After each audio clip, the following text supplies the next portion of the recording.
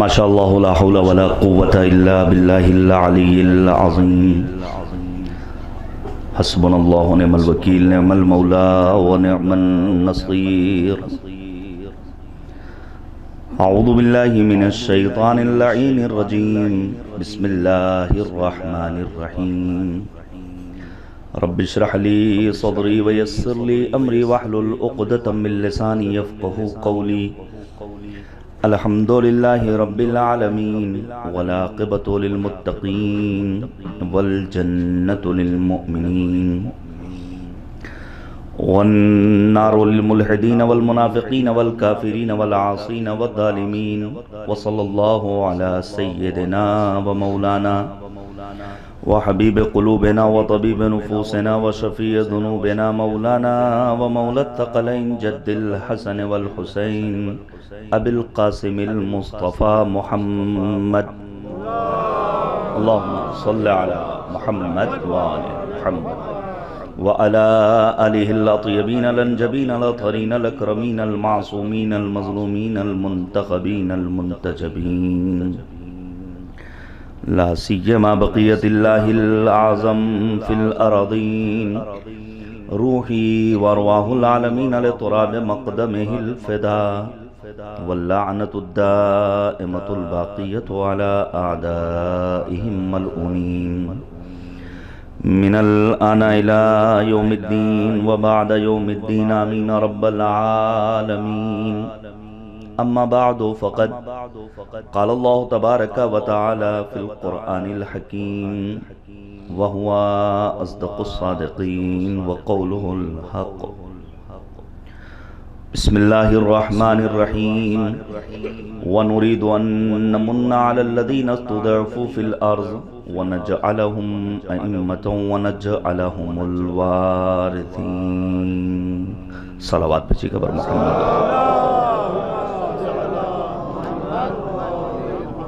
حاضرین و ناظرین، آپ سب سے گزارش ہے کہ ایک مرتبہ سورہ حمد اور 3 مرتبہ سورہ اخلاص پڑھ کر مرحوم و مغفور جناب سید علی احمد ابن جناب مرحوم سید نفیس حسین صاحب کی روح کو ارسال فرما دیں. اللہم صل علی محمد. بسم اللہ الرحمن الرحیم.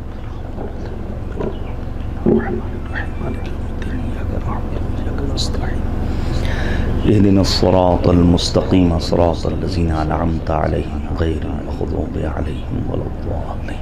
بسم الله الرحمن الرحيم.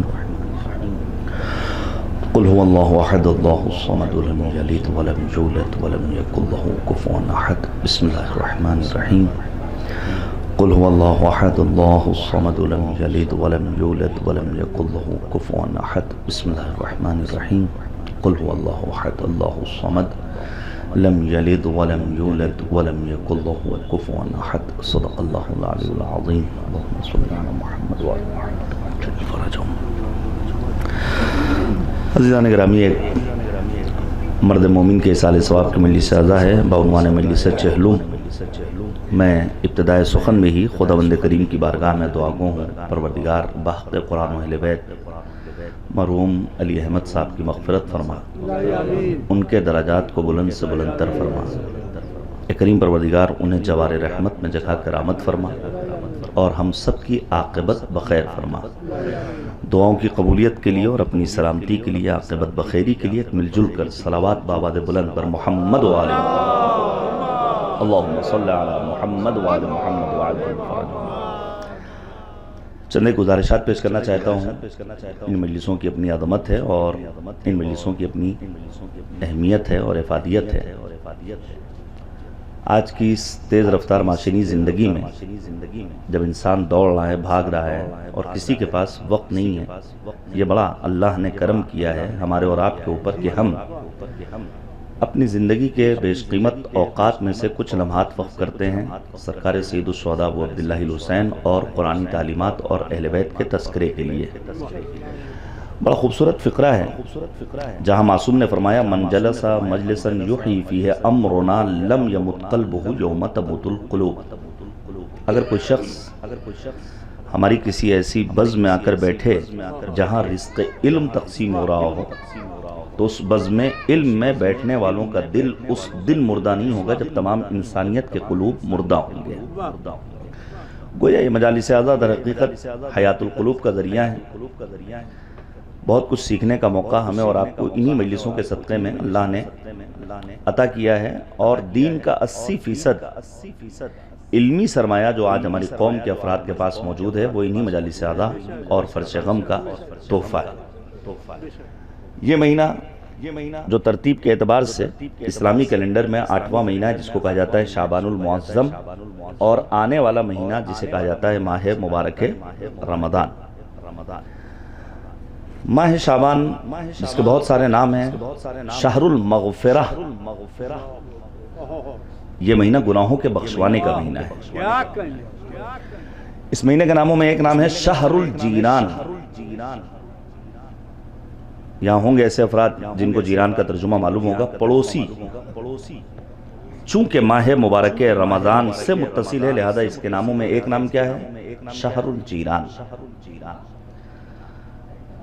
ماہ شعبان کو پیغمبر خاتم نے اپنا مہینہ قرار دیا. شعبان و شہری، شعبان میرا مہینہ ہے. اور پھر نبی آدم نے فرمایا اس مہینے میں میری مدد کرو. اور جب پوچھا گیا رسول کی مدد ہوگی کیسے، تو پیغمبر آدم نے فرمایا اس مہینے میں میری مدد کرو روزہ رکھنے کے ذریعے. تو الحمدللہ ہمارے ہاں ایک طویل سلسلہ ہے نظر و نیاز کا، محفلوں کا. ویسے بھی ہم کھانے کھلانے والے لوگ ہیں، اس میں کوئی کوتاہی ہمارے یہاں. لیکن میں گزارش کروں گا جنہیں اللہ نے ابھی شوگر اور بی پی اور دیگر امراض سے محفوظ رکھا ہے وہ تھوڑی سی کوشش کریں کہ اب بچے ہوئے دنوں میں روزہ رکھیں. بالخصوص ماہ شعبان کے آخر کے 3 دنوں میں روزہ رکھنے کی بڑی تاکید. حدیث ہے سید الشہداء مصباح الہدیٰ حضرت ابو عبداللہ الحسین علیہ السلام کی، جہاں مولا نے فرمایا من صام 3 ایام من شہر شعبان وجبت لہ الجنہ، جو شخص ماہ شعبان میں 3 روزے رکھ لے جنت اس کے اوپر واجب ہے. تو میں گزارش کروں گا کہ کوشش ہونی چاہیے ہم سب کی، اللہ ہمیں بھی توفیق دے کہ ہم حد اقل ماہ شعبان کے ان آخری دنوں میں روزہ رکھیں اور ان روزوں کو ماہ مبارک رمضان کے روزوں سے متصل قرار دیں انشاءاللہ. ایک صلوات بھیجیے گا بر محمد، اللہم صلی علی محمد وآل محمد وعجل فرجہم. دیکھیں آنے والے اپنی جگہ لے لیں گے، اور اب چونکہ بس 1 گھنٹہ سوا گھنٹے کا وقت ہوتا ہے تو ذرا سا ایک جیتی جاگتی صلوات بھیج دیجئے بر محمد وآل محمد، اللہم صلی علی محمد وآل محمد. اس ماہ شعبان کے سلسلے میں 1-2 روایات پیش کرنا چاہوں گا. ابو سلط ہروی جو مشہور راوی ہیں اور صحابی ہے، امام الرؤوف عالم آل محمد، غریب طوس معین الضعفاء، غریب الغرباء، عالم آل محمد، امام رضا ہیں. ابو سلط ہروی سے ماہ شعبان کے آخری دنوں میں امام رضا نے سوال کیا ذرا سوچو کہ ان دنوں میں ماہ شعبان کے جو گزر چکے ہیں تم نے کیا کیا، کیا نہیں کیا، کیا کر سکتے تھے، کیا کر سکتے ہو. اور پھر مولا امام رضا تاکید فرماتے ہیں ابو سلط ہروی ان بچے ہوئے دنوں میں خدا کی بارگاہ میں ایک دعا عرض کرو. وہ دعا کیا ہے؟ اللہم ان لم تکن غفرت لنا فیما مضی من شعبان فاغفر لنا فیما بقی من. پروردگارا اگر تو نے ماہ شعبان کے گزشتہ دنوں میں میرے گناہوں کو معاف نہیں کیا ہے تو ان بچے ہوئے دنوں میں ہم تیری بارگاہ میں دعا کر رہے ہیں ہمارے گناہوں کی مغفرت فرما. یہ بہت اہم ہے. عربی اگر نہیں پڑھ سکتے تو کوشش کرنی چاہیے کہ ہم خدا کی بارگاہ میں انہی فقرات کو ادا کر دیں. یقیناً پروردگار سننے والا ہے اور ہماری دعاؤں کو اپنی بارگاہ میں شرف قبولیت عطا کرنے والا ہے. ہم گنہگار ہیں، ہم میں سے کوئی انسان، توجہ کیجئے گا، یہ دعویٰ نہیں کر سکتا کہ نہیں بہت معصوم. اللہ نے معصومین کی فہرست میں ہمیں اور آپ کو قرار نہیں دیا ہے. کبھی کبھی انسان اپنے چند سجدوں پر ناز کر کے یہ فیصلہ کرتا ہے ہم فلاں صاحب کے یہاں مجلس میں نہیں جائیں گے، زبان کے بڑے خراب ہیں، ہم ان کی نماز میں شریک نہیں ہوں گے. آپ انصاف سے بتائیے امام معصوم کا فقرہ ہے لو تکاشفتم لما تدافنتم. اگر تمہارے گناہوں کی فہرست منظر عام پر آ جائے تو تمہاری میتیں سڑتی رہیں، کوئی تمہیں دفن کرنے والا نہیں ملے گا. یہ کریم پروردگار کا کرم ہے کہ اس نے ہمارے گناہوں کی پردہ پوشی کر رکھی اور سماج میں عزت و آبرو سے ہمیں سرفراز کیا ہے. عزیزان گرامی، ہمیں اور آپ کو مسلسل خدا کی بارگاہ میں توبہ کرنا ہے. البتہ توبہ کا مطلب گال تھپ تھپا لینا اور کان میٹ لینا نہیں، بلکہ صدق کے دل سے امام وقت کی نصرت کے لیے اپنے آپ کو تیار کرنا. وہ کام جو جناب حر نے کیا تھا، گناہ کی توبہ، پھر امام وقت کی خدمت میں حاضری، اور اس کے بعد ایسے سربلند ہوئے. بھی برادر عزیز نے بھی ترجمہ کیا اور تعبیر پیش کی کہ سید الشہداء ابو عبداللہ الحسین نے حر کو علیہ السلام بنا دیا.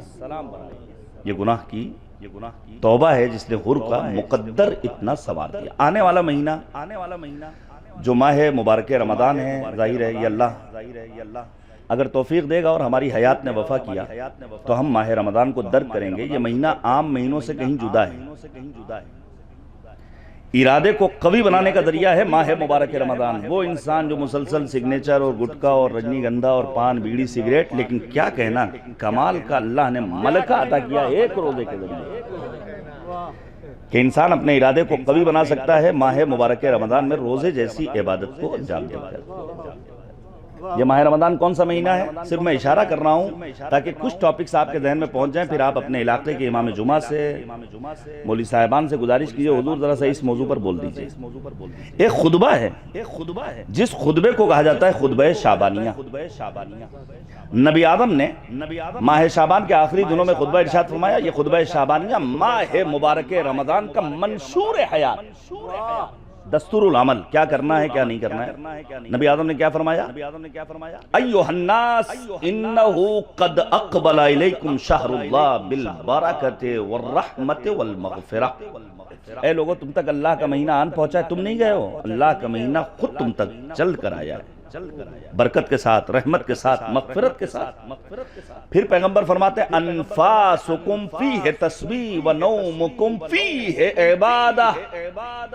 یہ وہ مہینہ ہے جس میں تمہارا سانس لینا بھی تسبیح ہے، پروردگار کا درجہ رکھتا ہے. اچھا، سانس لینا کیا ہمارا اور آپ کا اختیاری عمل ہے؟ کیا کہنا ماہ مبارک رمضان کی عظمتوں کا کہ پروردگار ماہ رمضان میں ہمارے غیر اختیاری عمل پر بھی ہمیں تسبیح کا درجہ عطا کرنے والا ہے. سو جائیں تو عبادت پروردگار کا درجہ اور مرتبہ ہمیں اور آپ. پیغمبر اعظم نے بہت ساری باتیں بیان فرمائی، قرآن مجید کی تلاوت کا یہ ثواب. ان ساری باتوں کے ساتھ ساتھ جلدی سے سن لیجئے. نبی آدم نے فرمایا صلوا ارحامکم، صلہ رحم کرو، جس کا ہمارے یہاں فقدان ہے. زندگی میں آپس میں نہ ملنے والے دو سگے بھائی زندگی میں ایک دوسرے کو سلام نہیں کر رہے ہیں. مرنا تو ہے، ابھی آپ نے سن بھی لیا. 1500 آیات جلدی سے سن لیجئے ایک بات، وگرنہ بات آگے بڑھ جائے گی. تقریباً 1500 آیات ہیں موت، عذاب، آخرت، قیامت، برزخ، حشر و نشر، سوال و جواب کے سلسلے میں قرآن مجید میں. ماہرین علوم قرآن نے لکھا ہے کہ شاید ہی قرآن مجید کا کوئی صفحہ ایسا ہو جہاں پروردگار نے ان موضوعات کو نہ چھیڑا ہو. ذرا سنیے سورہ قاف میں مالک نے آواز دی، وَجَاءَتْ سَكْرَةُ الْمَوْتِ بِالْحَقِّ ذَلِكَ مَا كُنْتَ مِنْهُ تَحِيدُ. یہ موت کی مدہوشی تم تک پہنچ کر رہے گی. یہ وہی موت ہے جس سے تم راہ فرار اختیار کر رہے ہیں. کوئی جو کہے ہم مرنا چاہتے ہیں، البتہ موت کی تمنا کرنا چاہیے، لیکن مذہب نے روکا ہے کہ انسان مایوسی کا شکار ہو کر کے یہ نہ کہے کہ ہم مر، بیوی سے لڑائی ہوا ہم مر جائے، اچھا ایسی زندگی سے کیا فائدہ، سلنڈر مہنگا ہو ہم مر جائیں، زندگی سے کیا فائدہ، سیلری نہیں مل رہی ہے، سیلری نہیں بڑھ رہی ہے. انسان کبھی کبھی مایوسی کا، مذہب نے روکا ہے مایوسی کا شکار، البتہ موت کی تمنا کرنا ہے. یہ سکرہ، یہاں علماء کرام تشریف رکھتے ہیں ہمارے برادران جو اکبرپور امبیڈکر نگر کے لیے باعث افتخار حضرات ہیں. سکرہ کی تعبیر وہی ہے جو پروردگار عالم نے قرآن مجید میں شدت عذاب کو بیان کرنے کے لیے سورہ مبارکہ حج میں بیان کی. سکارہ کی تعبیر ہے عذاب پروردگار کی شدت کو بیان کرنے کے لیے. موت سخت ہے، البتہ یاد رکھیے گا ہم عاشقان و موالیان امیر المؤمنین کے لیے ہماری شریعت نے موت کی سختی کو منیمائز کرنے کے لیے کچھ قوانین لاگو کیے ہیں. جلدی سے سن لیے، مسائل ہمیں اور آپ کو معلوم ہونا چاہیے. مثلا مذہب کہتا ہے موت کی سختی کو کم کرنے کے لیے اس انسان کے لیے جو حالت احتضار میں ہے چند کاموں کو انجام دینا چاہیے، جن میں سے بعض واجب ہیں، بعض مستحب ہیں. مثلا ایک واجب عمل کیا ہے کہ جو انسان حالت احتضار میں ہے اس کا رخ قبلے کی جانب موڑا جائے. کیا مطلب؟ اگر اٹھ کر بیٹھے تو وہ کدھر ہو؟ قبلے کی جانب. یہ کام عموماً ہم اور آپ اپنے گھروں میں کر لیتے ہیں، لیکن اگر ہمارا مریض ہاسپٹل میں ایڈمٹ ہو تو ہم وہاں شرماتے ہیں. اب وہاں ہمارے ذہن میں بہت ساری باتیں آتی ہیں اور ہم یہ سوچتے ہیں کہیں ابھی ہاسپٹل کا عملہ ناراض نہ ہو جائے. یاد رکھیے گا تمام تر نفرتوں کے باوجود ابھی بھی ہمارے ملک کی خوبصورتی باقی ہے. اگر ہم ریکویسٹ کر لیں، ہمارا مذہب، ہمارا آئین، ہمارا دھرم یہ مطالبہ کرتا ہے کہ ایسے عالم میں انسان کا رخ قبلے کی جانب ہونا چاہیے، تو بیٹھ کے رخ کو موڑنے میں کوئی ٹائم تو واجب ہمارا چھوٹنا نہیں چاہیے. مریض ہاسپٹل میں ہے، جان نکلنے والی ہے، اس موقع پر بھی اس واجب کی رعایت موت کی سختی کو کم کرنے کے لیے ضروری ہے. ایک عمل اور ہے جو مستحب ہے، وہ کیا ہے؟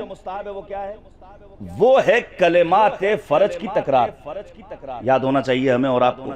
وہ کیا ہے کلمات فرج؟ لا الہ الا اللہ حلیم الکریم، لا الہ الا اللہ العلی العظیم، سبحان اللہ رب السماوات السبع ورب الارضین السبع وما فیہن وما بینہن ورب العرش العظیم والحمد للہ رب العالمین. ایک سوال، ہمارے ہاں معمولاً تلقین کتنی پڑھی جاتی ہے؟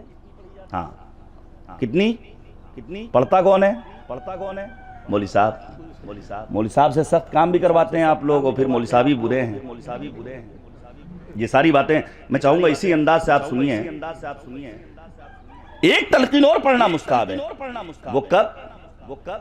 جب انسان حالت احتضار میں ہے تو وہاں موجود افراد کے لیے، پسماندگان کے لیے، وارثین کے لیے، گھر والوں کے لیے تلقین پڑھنا مستحب. ہمارے بڑے بھائی لوگ تلقین نہیں پڑھتے ہیں، پتہ نہیں کیوں. شاید ہو سکتا ہے کہ اس وجہ سے نہ پڑھتے ہوں کہ اس میں نام پیغمبر کے ساتھ نام آل پیغمبر بھی درج ہے. تو یاد رکھیے دنیا کا ہر وہ انسان جو اس دنیا میں اہل بیت کے نام سے دوری اختیار کرے گا، اس آخرت میں پروردگار اس دوری کے نتیجے میں جنت سے اسے دور کر دے گا. صلوات بھیجیے گا بر محمد و آل محمد. ماشاءاللہ یا علی محمد پہ باوازہ بلند سلوات. اللہم صلی علی محمد و آل محمد وعجل فرج. بہت سارے کام ہیں، بہت سارے سوروں کی تلاوت میں آگے بڑھ رہا ہوں. مرنے والا اس دنیا مثلا ایک مستحب عمل کیا ہے کہ جو انسان جانکنی کے عالم میں ہے اسے اس جگہ ٹرانسفر کیا جائے جو جگہ اس نے اپنے گھر میں عبادت کے لیے مخصوص کر رکھی ہے. جہیز میں چوکی جو دی جاتی تھی پہلے زمانے میں، شاید اس کا راز یہی تھا کہ ایک جگہ معین ہو، کس لیے؟ عبادت کے لیے. یہ مستحب ہے. اسی طرح مرنے والے کی موت کے بعد کچھ اعمال ہیں جنہیں انجام دینا واجب ہے موت کی سختی کو کم کرنے کے لیے. وہ کیا ہے؟ پہلے مرحلے میں وہ ہے غسل. اچھا غسل بھی میڈ ان اسرائیل، صابن سے نہیں، نیچرل چیزوں سے. آب سدر، آب کافور، آب خالص، ہنود نیچرل چیز سے. بوسیدہ نہ ہو، خوشبودار ہو. پھر مرحلہ آتا ہے کفن کا. کفن بھی وہی جیسا لباس پروردگار نے حالت احرام میں موحدین کے بدن پر دیکھنا پسند کیا. رنگ سفید ہوگا، سلا ہوا نہیں ہوگا. اس کے بعد کی منزل کیا ہے؟ نماز جنازہ. اب کوئی صاحب شوق عبادت میں ابا انتقال کر گئے ہیں، چلو آج نماز جنازہ میں 10 تکبیریں پڑھتے ہیں. تو کیا وہ یہ کام کر سکتا ہے؟ ذرا سنیے گا. جو ہمارے ہاں سماج میں توہمات و خرافات کے نتیجے میں دن بدن بدعتیں رائج ہوتی جا رہی ہیں. میں گزارش کروں گا ان بدعتوں کا سدباب ضروری ہے، اور علماء کی ذمہ داری، فراز منبر پر آنے والوں کی ذمہ داری ہے، صاحبان بصیرت کی ذمہ داری کہ عوام کو آگاہ کریں. نبی اعظم نے فرمایا تھا اذا ظہرت البدع فی امتی فلیظہر العالم علمہ ومن لم یفعل ذلک فعلیہ لعنۃ اللہ. جب بدعتیں سر چل کر بولنے لگیں تو عالم کی ذمہ داری ہے کہ عوام کو آگاہ کرے. اور اگر کوئی عالم مصلحت کا شکار ہو کر کے خاموشی اختیار کرے تو نبی اعظم نے فرمایا ایسے عالم پر اللہ کی لعنت. میں ایک مثال دے رہا ہوں. ہمارے ہاں معمولاً سیوم 40واں شبہ جمعہ میں نظر و فاتحہ کا اہتمام ہوتا ہے. فاتحہ کے موقع پر عام طور سے اگربتی جلائی جاتی ہے. اب ایک صاحب کہنے لگے کہ لوگ مجھے کون سا فاتحہ کی اگربتی رہ گئی. یاد رکھیے گا اگر ذہن میں یہ بات بیٹھ جائے کہ جب تک اگربتی روشن نہیں ہوگی فاتحہ کمپلیٹ نہیں ہوگا، یہ ہے بدعت. اور نبی خاتم کی نگاہ میں بدعتی افراد کا ٹھکانہ جہنم ہے، خوراک ہوں گے جہنم کے کتوں کی. اب وہ بدعت آپ جوڑ لیجئے، ماہ رمضان آ رہا ہے، بدعتوں کی الہ ماشاءاللہ قسمیں آپ کو امت مسلمہ کے درمیان نظر آ جائیں گی. اچھا نماز جنازہ میں 5 تکبیریں کیوں؟ شاید اس کا راز یہ ہو، پروردگارہ یہ مرنے والا جو اس دنیا سے رخصت ہو رہا ہے، ہم سب حاضرین اس بات کی گواہی دیتے ہیں کہ اس کا رشتہ پنجتن پاک علیہم السلام سے.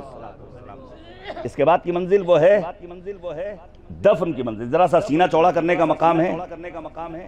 موجودہ دور میں بالخصوص ہم عاشقان و موالیان امیر کائنات کے لیے بڑا افتخار کا موقع اللہ نے فراہم کر دیا ہے. گزشتہ روز ایران اسلامی میں 26 ملین افراد کہاں تھے؟ شاہراہوں پر، نظام کے دفاع کے لیے، رہبر کی حمایت کے لیے. گودی میڈیا نے آپ کو نہیں دکھایا، اسرائیل اور امریکہ کے ٹکڑوں پر پرمان چڑھنے والوں نے نہیں دکھایا، لیکن جو ضمیر رکھنے والے زندہ دل افراد انہوں نے دکھایا. تو ایک بار پھر ہمارا سینہ چوڑا ہوا کہ ہم عام مسلمانوں سے ذرا ہٹ کر ہیں. بڑی اچھی بات پریس کلب میں کل ایک اہل سنت عالم جناب مولانا جہانگیر عالم قاسمی صاحب نے کہی، اسلامی ملک کا نام مت دیجئے کہ 56 اسلامی ملک نہیں، یہ سب مسلم ممالک ہیں، اسلامی ممالک میں شمار نہیں ہیں. اسلامی ملک اس روئے زمین پر ایک ہے، وہ ہے ایران اسلامی. ذرا سا سنیے گا میرے عزیزوں.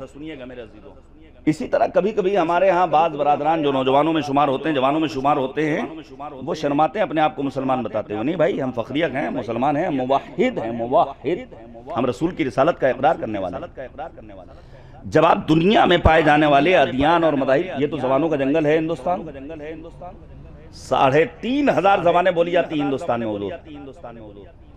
ادیان و مذاہب کتنے کوئی شمار کر سکتا ہے؟ دنیا بھر میں کتنے دھرم پائے جاتے ہیں؟ ذرا سوچئے گا کہ امت مسلمہ پر اللہ نے کتنا بڑا کرم کیا ہے کہ ہم اپنے مردوں کا احترام ویسے کرتے جو ان کے شایان شان ہوتا ہے. ذرا توجہ کیجئے گا میرے عزیزوں، ایک باپ کے اصال ثواب کی مجلس سے ادا ہے. بعض ادیان اور دھرم اس روئے زمین پر ایسے ہیں جہاں مردوں کو پہاڑ کی چوٹیوں پر رکھا جاتا ہے، کس لیے؟ تاکہ گدھ آئیں لقمہ بنائیں. کچھ دھرم ایسے ہیں جہاں مرنے والے کے اعضائے بدن کے ٹکڑے ٹکڑے کیے جاتے ہیں، کس لیے؟ تاکہ کھانے والے جانوروں کو کھانے میں آسانی ہو.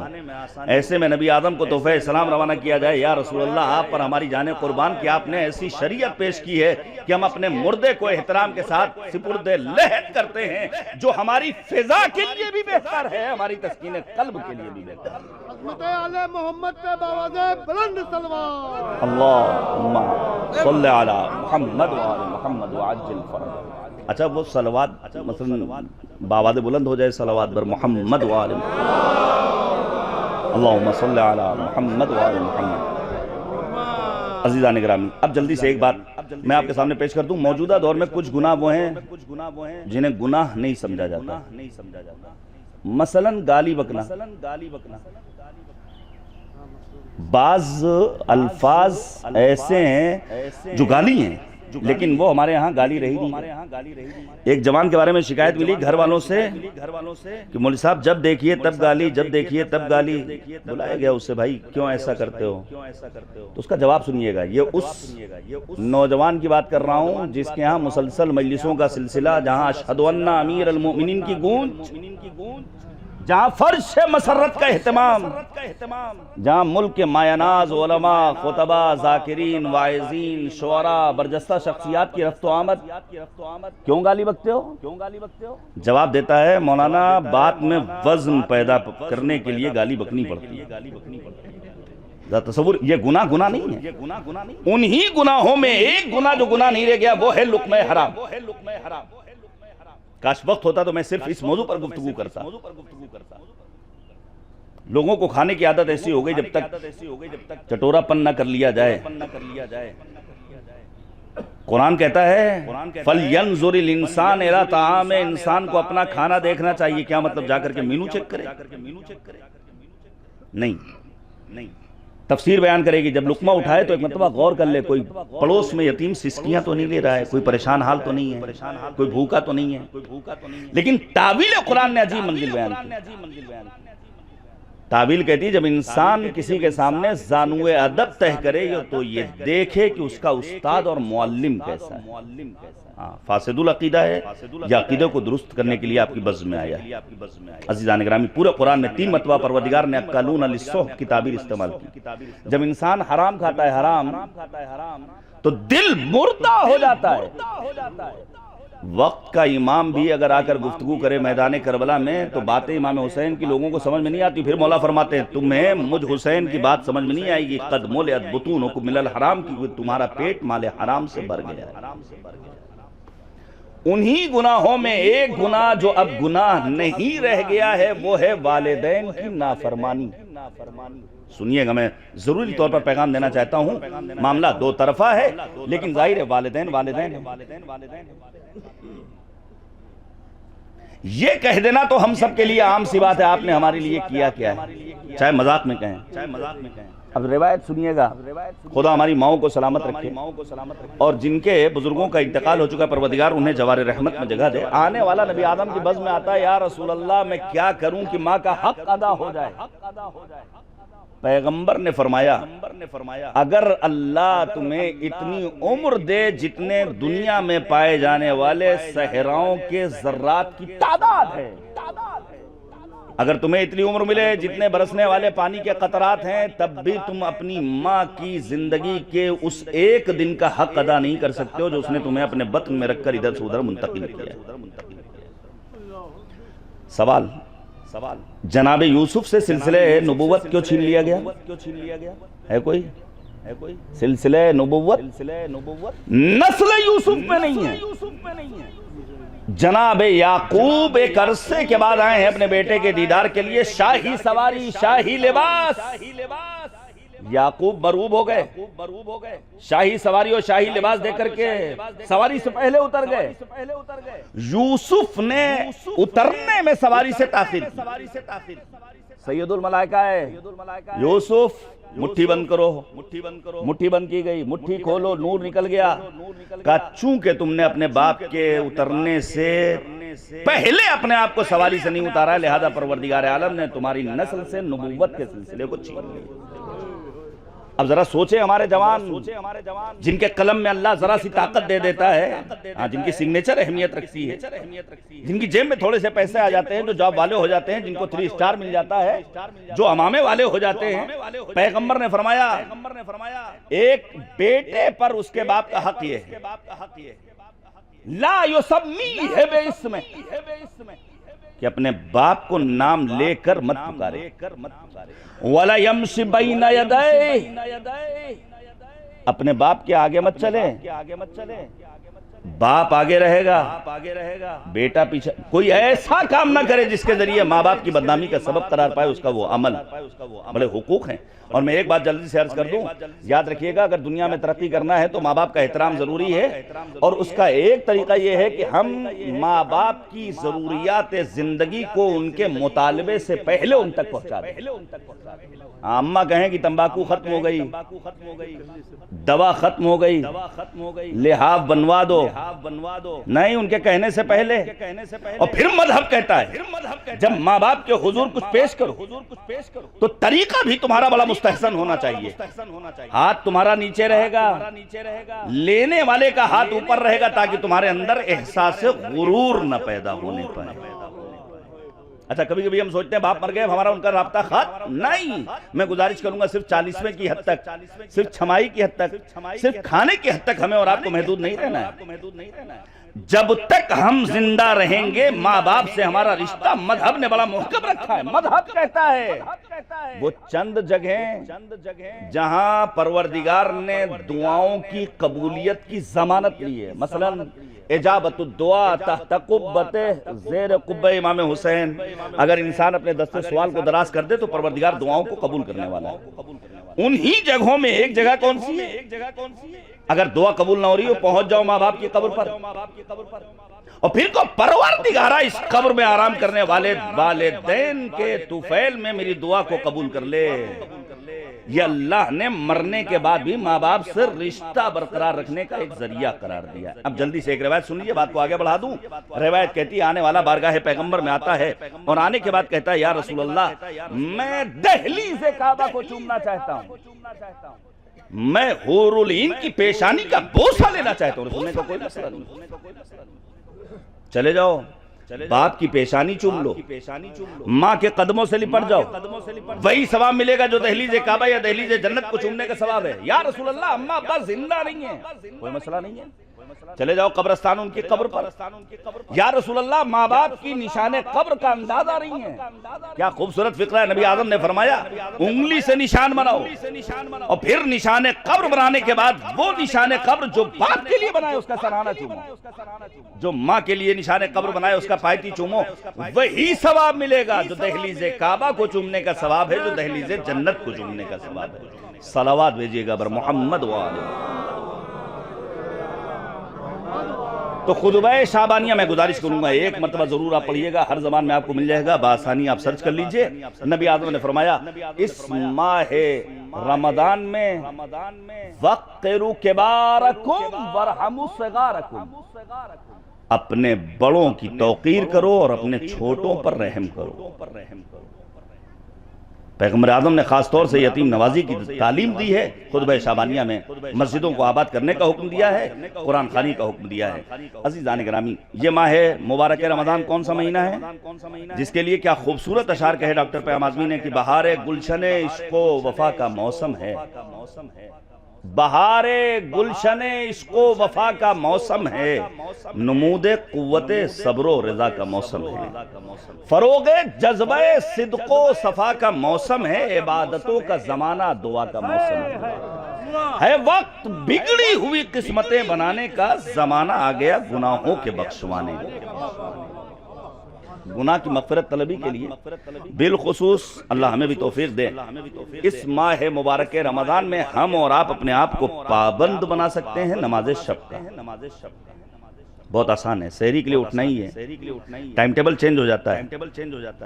تو اگر ذرا سی کوشش، اور پھر میں ایک گزارش کر دوں، کاش وقت ہوتا تو صرف اس موضوع پر گفتگو کی جاتی۔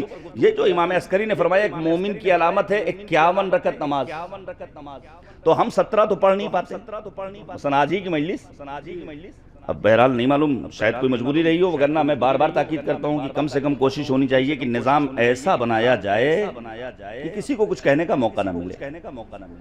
تو 17 پڑھنا ہمارے لیے دشوار ہے، 51 تو دور کی بات ہے، لیکن 51 رکعت پڑھنا بھی بہت آسان ہے۔ ان 51 رکعتوں میں جو 34 رکعت مستحبی نمازیں ہیں، ان مستحبی نمازوں میں 11 رکعت نماز شب ہے۔ ہم کیوں نہیں پڑھتے؟ آنکھ نہیں کھلی۔ کون اٹھے گا نصف شب؟ یاد رکھیے گا موجودہ مرجع تقلید آیت اللہ العظمیٰ سید علی سیستانی نے اتنی آسانی فراہم کر دی ہے کہ ادھر آپ نماز عشاء سے فارغ ہوئے، ادھر نماز شب کا وقت شروع۔ کیا ابھی بھی کسی کے پاس کوئی بہانہ ہے؟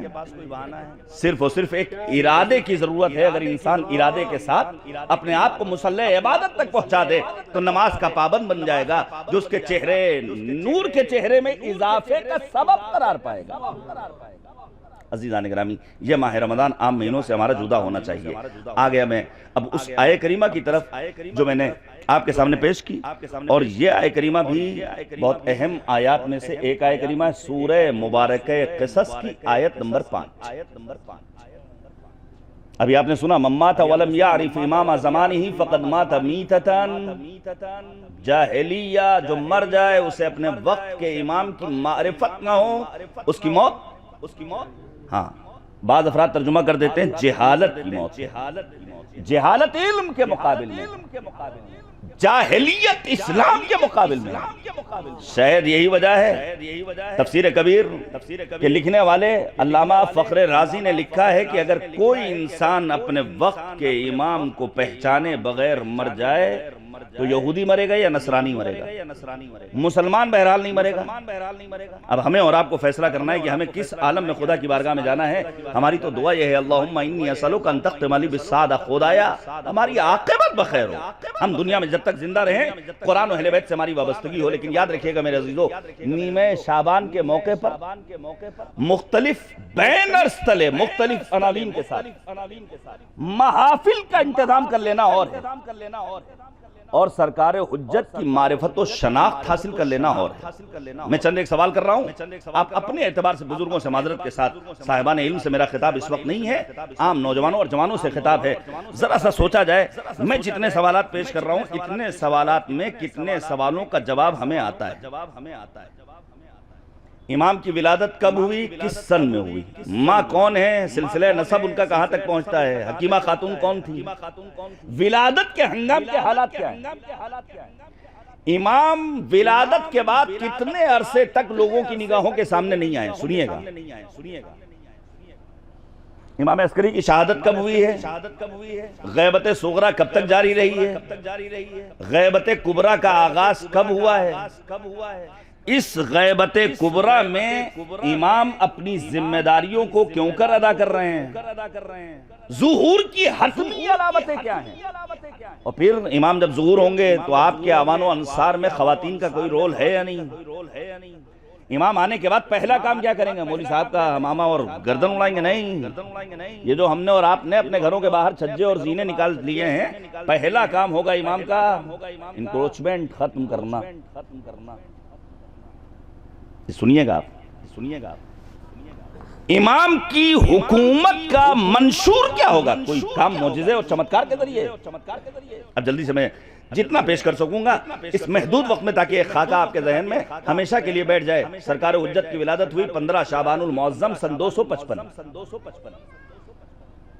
اور یہ امتیاز ہے سرکار حجت کہ پورے قرآن مجید میں 265 آیات ہیں جنہیں اکثر علماء نے لکھا ہے کہ یہ بالواسطہ یا بلا واسطہ امام زمانہ کے سلسلے میں۔ ہمیں اور آپ کو آیت 26 آیات یاد ہیں، سنیے گا، 3,500 سے زیادہ روایات ہیں جنہیں علماء اہل سنت نے اور شیعہ اسکالرز اور علماء نے اپنی کتابوں میں معتبر منابع میں یکجا کیا۔ اب آپ سوچئے اس سے بڑی دلیل کیا ہوگی مہدویت کی، کہ ابھی موجودہ دور میں ایک داڑھی منڈے نے پاکستان کی سرزمین پر، جو حقیقت میں پاکستان ہے، ہم کنڈم کرتے ہیں اس ایک سانحے کا ہمیشہ کی طرح جو گزشتہ جمعے کو اسلام آباد کی سرزمین پر رونما ہوا، ہمارے بے گناہ بھائی مارے گئے۔ اور یاد رکھیے گا، مارنے سے ہم ختم ہونے والے نہیں، ہمیں جتنا دبایا جائے گا علی ولی اللہ کا کلمہ پڑھنے والے منظر عام پر اتنا ہی افق عالم پر آفتاب عالمتاب بن کر چمکتے چلے جائیں گے۔ اب آپ توجہ کیجئے گا عزیزان گرامی، ایک داڑھی منڈے نوجوان نے اپنے آپ کو مہدی موعود ہونے کا اعلان کیا ہے ابھی چند دنوں پہلے، میں نے سوشل میڈیا، یہ روزانہ یاد رکھیے گا، دور پیغمبر کے بعد سے آج تک وقتاً فوقتاً لوگوں کا مہدی ہونے کا دعویٰ کرنا اس بات کی دلیل ہے کہ بات میں کچھ سچائی ہے۔ کہیں نہ کہیں امام مہدی کا تصور دنیا کے تمام مسلمانوں نے مانا ہے، منجی کا تصور ہر دین اور دھرم میں پایا جاتا ہے۔ عزیزان گرامی،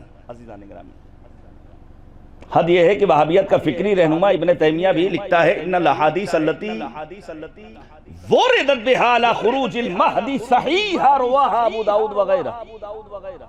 ابن تیمیہ نے کیا لکھا ہے؟ وہ حدیثیں جو آخری حجت خدا کے سلسلے میں لکھی گئی ہیں صحیح ہیں، جسے ابو داؤد وغیرہ نے اپنی کتابوں میں نقل کیا ہے۔ ظاہر ہے کہ حقیقت چھپ نہیں سکتی کبھی باطل اصولوں سے، کہ خوشبو آ نہیں سکتی کبھی کاغذ کے پھولوں سے۔ بات میں سچائی ہے۔ یہ سرکار حجت کی مہدویت کا موضوع ہمارے یہاں مظلوم موضوع ہے۔ ہم صرف شعر گنگنا لیتے ہیں کہ عریضے میں اگر فرقت کی ساری داستان لکھ دوں، سلگ اٹھے گا دریا، آگ لگ جائے گی پانی میں لگ جائے گی۔ سوال کر رہا ہوں، ہم اور آپ جو امام کو لکھتے ہیں اس کو کہتے ہیں عریضہ، ہے نا؟ جو ہم اور آپ لکھتے ہیں اسے کہا جاتا ہے عریضہ۔ اچھا، میں بار بار اپنے برادر عزیز ضامن صاحب کو، ابھی نئے زائر کربلا ہیں، خدا ان کی زیارت کو قبول فرمائے، میں ان کو روزانہ شیر علی صاحب بھائی علاقے کی جان ہے، شان ہے، آن ہے، بان ہے، میں کیا کہوں آپ کو، ماشاءاللہ مجلسوں کی زینت ہیں، لیکن کہیں کہیں ایسے بھی سننے تو بہت اچھا ہے، جیسے آج سن رہے ہیں صلوات بھیجیے گا پر محمد والی۔ مجالس کی کامیابی کا راز اب ایک الگ پیٹرن بن گیا ہے، یہاں شور شرابہ، ہلڑ ہنگامہ، نعرے بازی، ہار مالا پھول، وی آئی پی گاڑی، لوگ سمجھتے ہیں ہاں مجلس کامیاب، مجلس ٹھپ ہو گئی۔ نہیں بھائی، یہ مجلس ہمیشہ کی طرح کامیاب ہے۔ یہ مجلس مراد یہ آج والی نہیں کہ میں پڑھ رہا ہوں، مجالس سے آزائے سرکار سے یہ خود اپنے آپ میں کامیابی کا سرٹیفکیٹ ہے۔ اس کی وجہ کیا ہے کہ کرے گا فاش حکومت کا راز فرش ادا، رہے گا ہم سفر جانماز فرش ادا، بنا ہے روز شہادت کا ناز فرش ادا، کہ شاہیوں سے رہا بے نیاز۔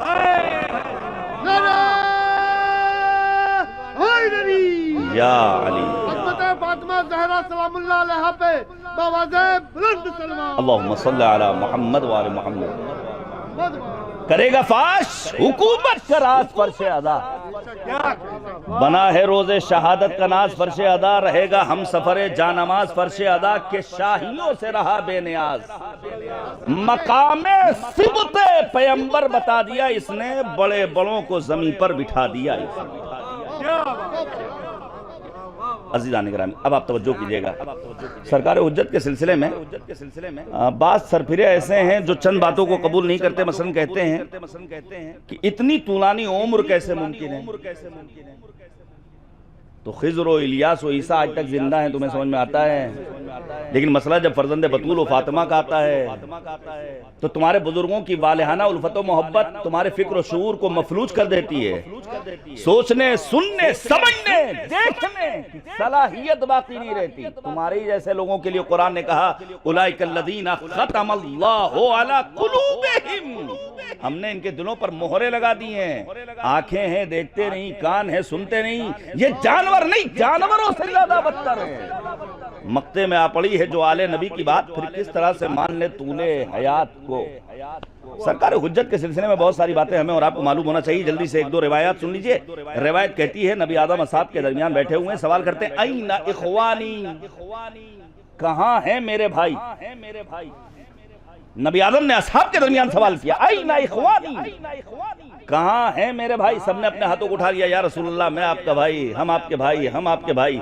پیغمبر نے کہا نہیں، انتم اصحابی، تم بھائی نہیں ہو، صحابی ہو۔ یا رسول اللہ پھر آپ کا بھائی کون ہے؟ کیا خوبصورت تعبیر ہے، صاحبان ذوق قدر کریں گے۔ نبی آدم فرماتے ہیں ہمارے بھائی وہ لوگ ہیں جو سفیدی پر سیاہی میں ایمان رکھتے ہوں گے، یعنی وہ لوگ جنہوں نے اپنے وقت کے امام کو اپنی نگاہوں سے نہیں دیکھا ہوگا، صرف پڑھا ہوگا یا سنا ہوگا، پھر بھی مہذبیت کے قائل ہوں گے۔ یہ ہمارا اور آپ کا امتیاز ہے، ہم نے اپنے وقت کے، البتہ کمی ہماری جانب سے، کمی ہماری جانب سے۔ امام موجود ہے ہمارے درمیان، گناہوں کے اتنے پردے، اب ظاہر ہے جب سورج نکلتا ہے تو ہم سورج کو دیکھ لیتے ہیں، جب سورج 9 بجے تھوڑا تھوڑا آگے بڑھ رہا ہے پھر بھی دیکھ لیتے ہیں، لیکن جب یہی سورج نصف النہار پر پہنچ جاتا ہے تو کیا آنکھوں کے اندر اتنی توانائی ہے کہ سورج کے دیدار کر سکے؟ ہے کوئی مائی کا لال؟ یاد رکھیے گا، آفتاب امامت چونکہ نصف النہار پر پہنچ چکا ہے، ہر آنکھ امام کا دیدار کرنے کے لائق بصیرت شرط ہے، وہ بصیرت ہمیں اور آپ کو اپنے وجود۔ اب ایک روایت اور سنیے، امام سجاد اپنے صحابی جناب ابو خالد کابلی کے ساتھ بیٹھے ہوئے ہیں اور کہتے ہیں یا ابا خالد ان اہل زمان غیبت ہی افضل من اہل کل زمان۔ اے ابو خالد کابلی، آخر الزمان کے افراد ہر زمانے کے افراد سے بہتر۔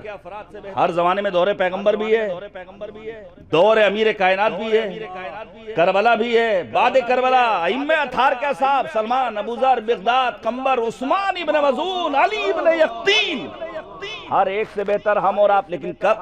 دو شرطوں کے ساتھ، القائلین بامامتہ والمنتظرین لامرہ۔ پہلی شرط یہ ہے کہ آخری امام کی امامت کا اقرار کرنے والے ہوں اور امام کے ظہور کا انتظار کرنے والے ہوں۔ تو انتظار کیسے کیا جائے گا؟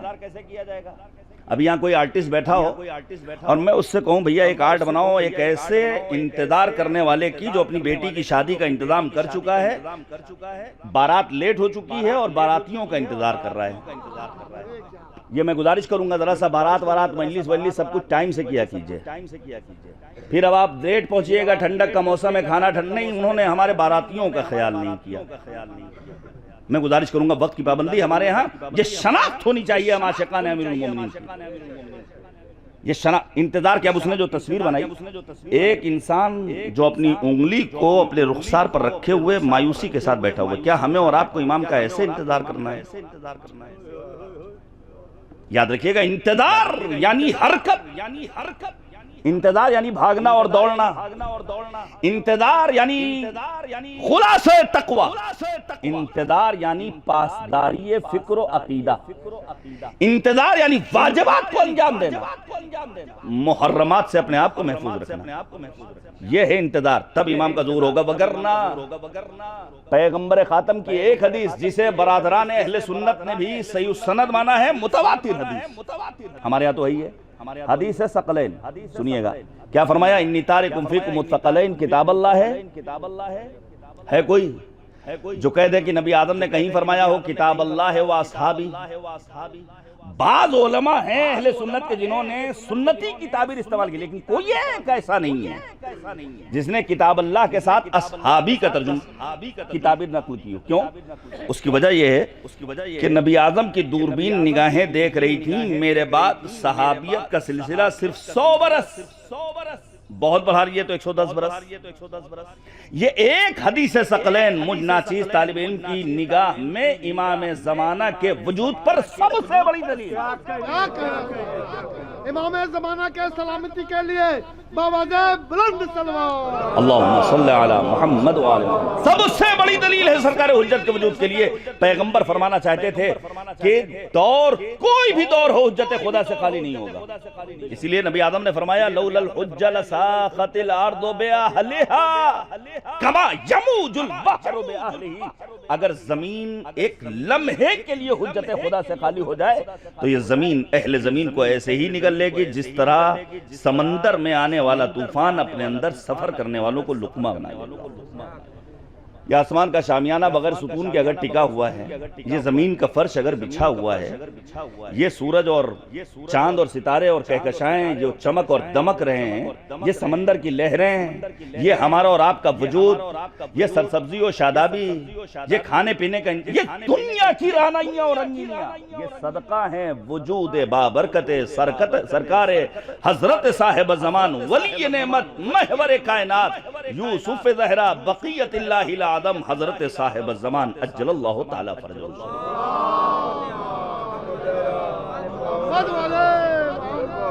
عزیزان گرامی، سرکار حجت کے سلسلے میں قرآن مجید میں اتنی آیات میں نے سورہ قصص کی آیت نمبر 5 کا انتخاب کیا، جہاں مالک کا اعلان ہے وَنُرِيدُ أَن نَّمُنَّ عَلَى الَّذِينَ اسْتُضْعِفُوا فِي الْأَرْضِ وَنَجْعَلَهُمْ أَئِمَّةً، ہمارا ارادہ ہے کہ ہم روئے زمین کا حاکم انہیں بنائیں جنہیں زمین پر ستایا گیا ہے، دبایا گیا ہے، کچلا گیا ہے۔ تو میں گزارش کروں گا ذرا سا اپنے عقیدوں کو مضبوط کیجئے، ذات خدا سے لو لگائیے، آنے والا دن بہرحال ہمارا ہے، اقتدار ہمارا ہوگا، نظام ہمارا ہوگا، پرچم ہمارا ہوگا، رہبر ہمارا ہوگا،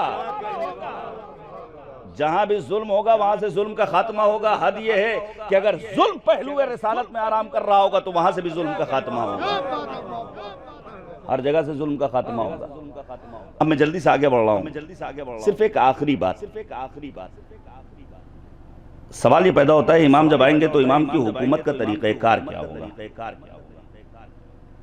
تو بس ایک جملہ سن لیجئے، امام زمانہ کی حکومت آئینہ ہوگی حکومت امیر کائنات امیر المؤمنین کا، کوئی الگ کام نہیں کریں گے امام، طریقہ وہی ہوگا جو آپ کے جد بزرگوار امیر کائنات امیر المومنین کا طریقہ تھا۔ پڑھیے آپ نہج البلاغہ، ابھی شاندار کانفرنس ہوئی، بہت سارے چہرے وہ نظر آ رہے ہیں جو موجود نہیں تھے 11 جنوری کو۔ آئندہ اگر پروگرام ہو تو 22 رجب کا بہانہ اور بہت سارے بہانے تلاش مت کیجیے گا، میں گزارش کر رہا ہوں ہاتھ جوڑ کر، چونکہ آپ کے لیے ہم لوگ یہ پروگرام کرتے ہیں، میں گزارش کر رہا ہوں سنیے گا۔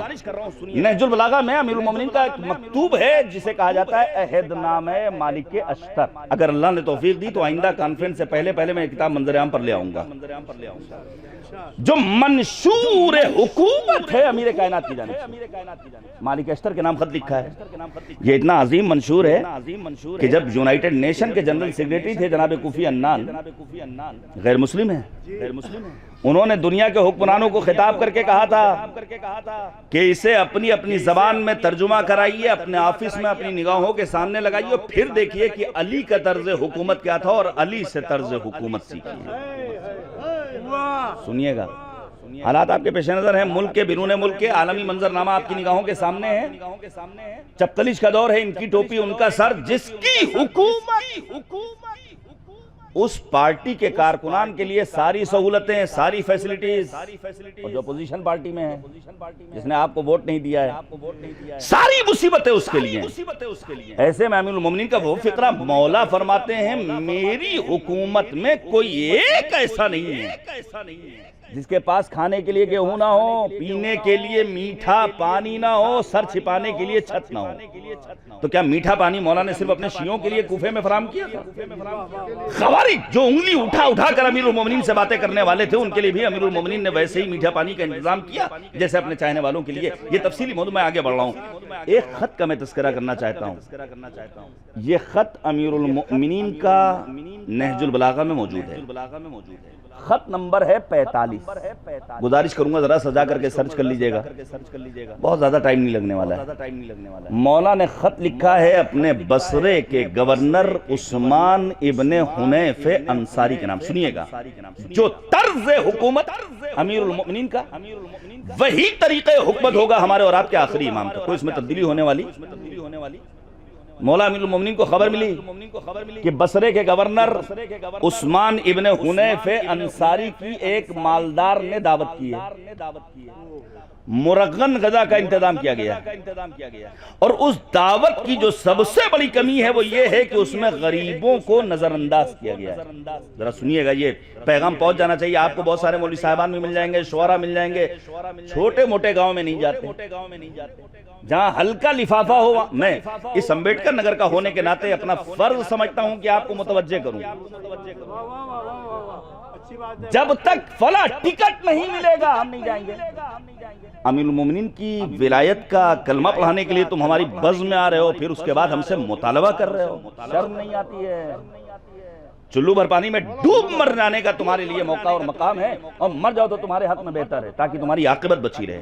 سنیے گا، امیر المومنین کہتے ہیں، تنبیہ کی امیر کائنات میں مولا کو خبر ملی ایک ایسی دعوت میں مولا کے نصب کردہ گورنر نے شرکت کی ہے جہاں مرغن غذاؤں کا انتظام ہے، لیکن غریبوں کو، ناداروں کو، مفلوق الحال افراد کو، مضطرین کو، پریشان حال لوگوں کو نظر انداز کیا گیا۔ مولا فرماتے اعلیٰ وَإِنَّا لِكُلِّ مَأْمُومٍ إِمَامًا يَقْتَدِي بِهِ، آگاہ ہو جاؤ، ہر معموم کا ایک امام ہوتا ہے جس کی وہ پیروی کرتا ہے۔ وَيَسْتَضِيُّ بِنُورِ عِلْمِهِ، اور اس کے نور علم سے کسب فیض کرتا ہے۔ پھر مولا امیر المومنین کیا فرماتے ہیں؟ الا، آگاہ ہو جاؤ، میں عین عربی متن آپ کے سامنے پیش کر دوں، الا وَإِنَّ إِمَامَكُمْ قَدْ اكْتَفَى مِنْ دُنْيَاهُ بِطِمْرِهِ، آگاہ ہو جاؤ، تمہارا امام علی وہ ہے۔ یہ سن لیں، ہمارے یہاں جو صاحب کرسی پر بیٹھے ہوئے ہیں ان کا صبح کا لباس کچھ اور ہوتا ہے، پھر جو بعد الظہر والی میٹنگ ہے اس میں صدری بدل جاتی ہے، رات میں کوئی فنکشن ہے تو وہاں لباس تبدیل ہو گیا، اور پھر آئندہ روز کہیں بیرون ملک کا سفر ہے، لباس پورا تبدیل ہو گیا۔ کیا کہنا امیر کائنات امیر المومنین کا؟ مولا فرماتے تمہارے امام علی مرتضیٰ نے اپنی دنیا سے لباس کے نام پر 2 پھٹی چادروں کے سوا کچھ اور نہیں لیا ہے۔ ذرا سنیے گا، جن کے گھروں میں وارڈروب میں کپڑے بھرے پڑے ہیں، نمبر ہی نہیں آتا پہننے کا، نمبر نہیں آتا حضور. میں گزارش کروں گا ذرا مسئلہ بھی جان لیجئے کہ آخر خمس کی کیا نوعیت ہوگی, نکالنا پڑے گا نہیں. اگر بغیر استعمال کیا ہوا لباس جو گفٹ کے طور پر ہمارے ہاں شادیوں میں لایا جاتا ہے, کتنے عرصے تک وہ ہم تقسیم کرتے رہتے ہیں. یہ ہر گھر کی کہانی ہے. مولا فرماتے ہیں تمہارے امام کے پاس اس کی دنیا سے لباس کے نام پر 2 بوسیدہ اور پھٹی چادروں کے سوا کچھ اور نہیں. پھر مولا کیا فرماتے ہیں, وَمِن تُعْمِهِ بِقُرْسِهِ, تمہارا امام علی وہ ہے, ذرا سا صرف صاحب کے مشروم کی قیمت دیکھ لیجئے. مولا فرماتے ہیں تمہارا مولا علی اپنے دور حکومت میں کھانے کے لیے 2 ٹکڑے روٹی کے سوا کچھ اور نہیں رکھتا ہے. امیر المؤمنین, امیر کائنات کی سادگی آپ نے محسوس کی. پھر مولا فرماتے ہیں لیکن مولا حق و انصاف والے ہیں, امام عادل ہیں, عدالت کے سبب جام شہادت نوش کیا. مولا فرماتے ہیں الا وانکم لا تقتدرون علی ذلک, آگاہ ہو جاؤ میں جانتا ہوں عثمان ابن حنیف تم علی نہیں بن سکتے ہو. میں گزارش کروں گا سمجھیے گا بات کو, ہم سے اور آپ سے مطالبہ نہیں کہ ہم علی بن جائیں, لیکن مولا فرماتے ہیں وَلَكِنْ عَيْنُونِي بِوَرَعٍ وَاسْتِعْدَادٍ وَإِفَّةٍ وَاجْتِهَادٍ, تم میری مدد کرو ورا کے ذریعے, تلاش و کوشش کے ذریعے, عفت و پاک دامنی کے ذریعے اور استقامت کے ذریعے. میں بات کو سمیٹ رہا ہوں, جلدی سے توجہ کیجئے گا عزیزان گرامی. ہمیں اور آپ کو اس دور غیبت میں ان 4 کاموں کو انجام دیں. لیکن اس کے پہلے میں نے کیوں یہ خط پیش کیا, اس کی وجہ یہ ہے کہ جب ہم سرکار حجت کے اوصاف حمیدہ کو پڑھتے ہیں تو ہمیں اور آپ کو ملتا ہے کہ سرکار حجت کے 3 صفات کا خصوصیت کے ساتھ تذکرہ ہے. جوادم بالمال, مولا ماد اللہ کنجوس نہیں ہے, ہمارے کنجوسی ہے نا, ہاں, جبکہ معلوم ہے کہ ہمیں کچھ لے کر ساتھ نہیں جانا ہے. مولا کا ایک سلسلہ کرم ہے, کریم ابن کریم ابن کریم ابن کریم ابن کریم.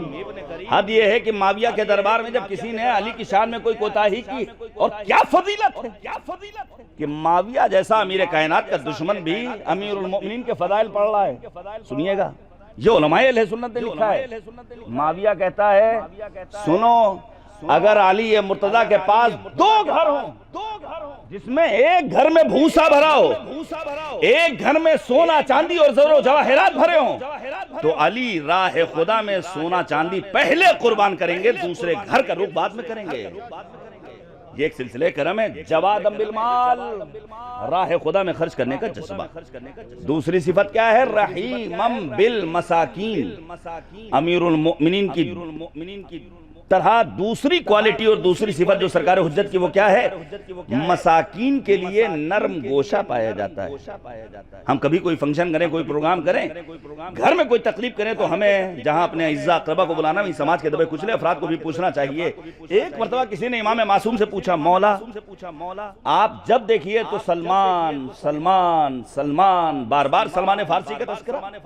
امام فرماتے اس کی وجہ یہ ہے کہ سلمان فارسی کی ایک صفت ہمیں بہت پسند ہے. کیا ہے وہ صفت, سلمان غریبوں کے ساتھ اٹھنا بیٹھنا پسند کرتے ہیں.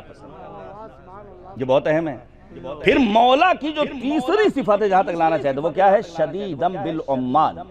مولا امام زمانہ اپنے جد بزرگوار کی طرح اپنے معین کردہ افراد کے لیے سخت ہوں گے نہیں کہ ہماری پارٹی والا ہے, ہماری حکومت ہے, ہمارا چاہنے والا تو اس کے لیے ساری چھوٹ.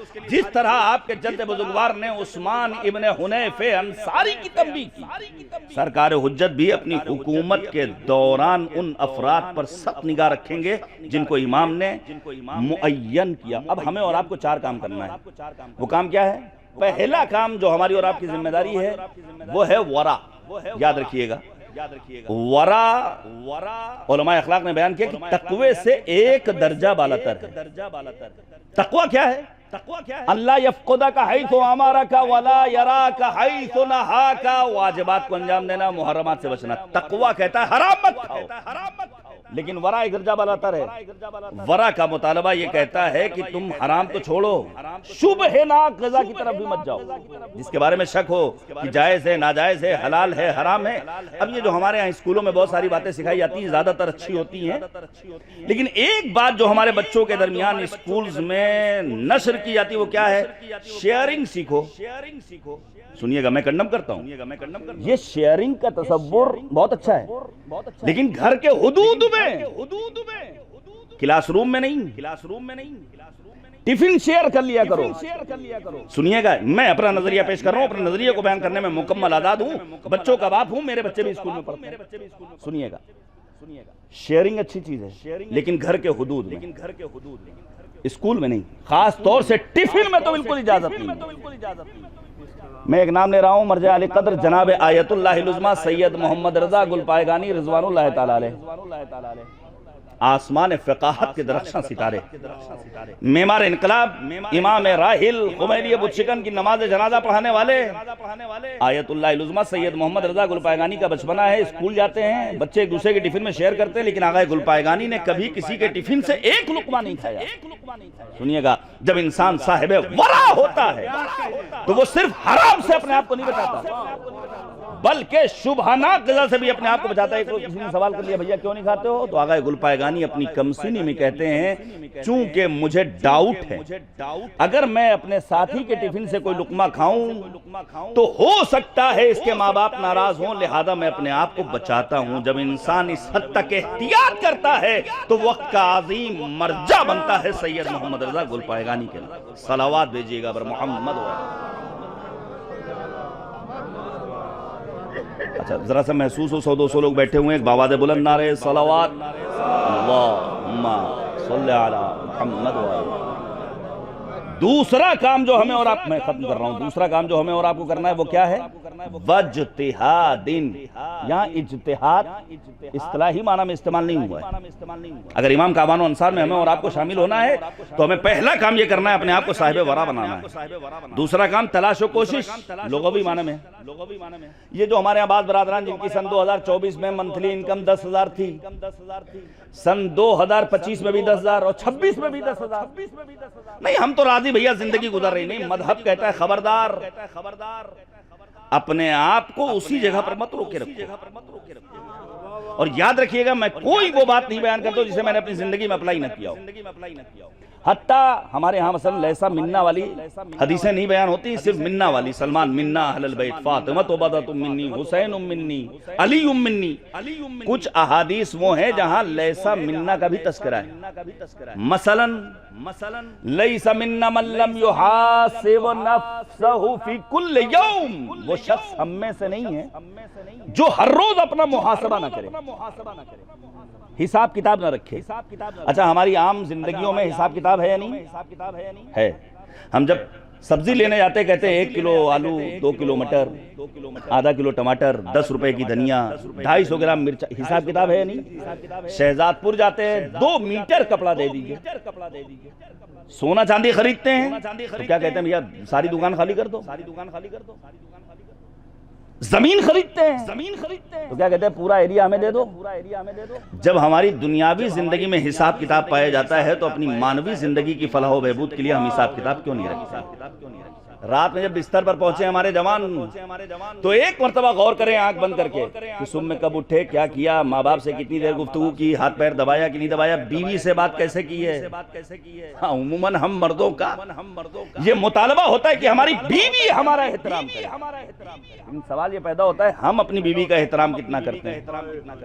ہمارا مطالبہ یہ ہوتا ہے ہماری بیوی ہمارے لیے میک اپ کرے، اپنے آپ کو سجائے سنوارے. ہم نے کیا کیا ہے؟ یاد رکھیے گا، مردوں سے خطاب کر رہا ہوں. پیغمبر نے فرمایا جس گھر کا مرد اپنے ظاہر کو سنوارتا ہے اس گھر کی خاتون کی عفت میں اضافہ ہوتا ہے. اور پھر پیغمبر فرماتے ہیں بنی اسرائیل کی بعض خواتین جو بدکاری کی جانب آگے بڑھی اس کی وجہ یہ ہے کہ مردوں نے ان کا خیال نہیں رکھا. ہمارے بہت ساری باتیں اس قسم کی بیان نہیں کی. تو انہی احادیث میں ایک حدیث کیا ہے؟ وہ شخص ہم میں سے نہیں ہے جو دوسروں کو دھوکہ دے. موجودہ دور میں عام انسان دھوکہ دے قابل مذمت ہے، لیکن اگر اپنوں کے بارے میں خبر ملے فلاں مولوی صاحب وعدہ کر کے نہیں آئے، لیس منا، ہم میں سے نہیں. اب کوئی مسئلہ ہو جائے، واقعی کوئی معقول عذر ہو تو بات سمجھ میں آتی ہے. ہر عام کے ساتھ ایک خاص بھی مستثنیات میں شامل کیا جاتا ہے. جلدی سے سن لیجئے. جب ہم عام طور سے پھلوں اور سبزیوں کے ٹھیلے تک پہنچتے ہیں تو کیا دیکھتے ہیں کہ موجودہ دور کے دکانداروں نے ایک چالاکی کی ہے. جو انسان مٹر بیچ رہا ہے رات میں وہ لائٹ کس رنگ کی لگاتا ہے؟ ہاں یہ جواب صحیح، ہری نہیں شیر علی بھائی، ہری نہیں، گرین۔ ہاں مودی ہے تو ممکن ہے ہم لوگ بھی انگریزی بول سکتے ہیں۔ Green light. کیلا اگر بیچ رہا ہے تو کون سی؟ یلو۔ انگور ہے، سیب ہے۔ اچھا پھر اس کے بعد وہاں تو ہم نے اس کی چمک دیکھ کر کے اسے خرید لیا، گھر لائے تو پتہ چلا 4 سڑے نکل گئے، مٹر کے دانے جیسے دکھ رہے تھے نظر نہیں آ رہے ہیں، آلو ہرے نکل گئے۔ یہ صرف آج کے دور میں نہیں کہ میڈ ان چائنا لائٹس ہمارے بازار میں افراد ہیں۔ یہ میں ملک کے ایوانوں تک بیٹھنے والے تمام حکمرانوں تک پیغام پہنچانا چاہتا ہوں ملک کے ایوانوں میں کہ ذرا سا امیر المؤمنین سے طرز حکومت سیکھو۔